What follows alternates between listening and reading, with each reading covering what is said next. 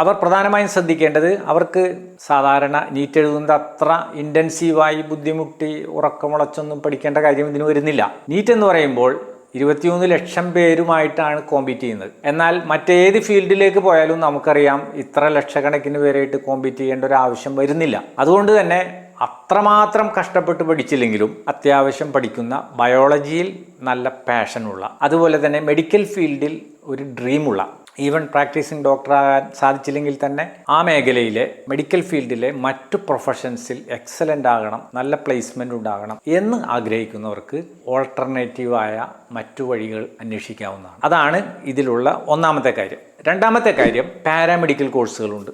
ഈ പാരാമെഡിക്കൽ കോഴ്സുകൾ എന്ന് പറയുമ്പോൾ സാധാരണ പെട്ടെന്ന് മനസ്സിലേക്ക് വരിക BSc നഴ്സിംഗ് ആണ്. BSc നഴ്സിംഗ് വളരെ പോപ്പുലറായ ഒരു കോഴ്സാണ്. അതുപോലെ ഫിസിയോതെറാപ്പി ചിലപ്പോൾ പെട്ടെന്ന് മനസ്സിലേക്ക് വരും. എന്നാൽ അത്തരം ചില കോഴ്സുകൾ മാറ്റി നിർത്തിയാൽ പാരാമെഡിക്കൽ മേഖലയിൽ വരുന്ന മിക്കവാറും കോഴ്സുകളെല്ലാം മെഡിക്കൽ ടെക്നോളജിയുമായി ബന്ധപ്പെട്ടതാണ്. അപ്പോൾ ഈ കുട്ടികൾക്ക് തീരുമാനിക്കാം ഫിസിക്സിൽ അല്പം കൂടി താല്പര്യമുണ്ട്, ബയോളജിയിലുള്ളതുപോലെ ഫിസിക്സിലും കൂടി താല്പര്യമുണ്ടെങ്കിൽ തീർച്ചയായും പാരാമെഡിക്കൽ മേഖലയിലേക്ക് അവർ പോകുകയാണെങ്കിൽ അവർക്ക് എക്സലൻ്റ് ആകാൻ കഴിയും.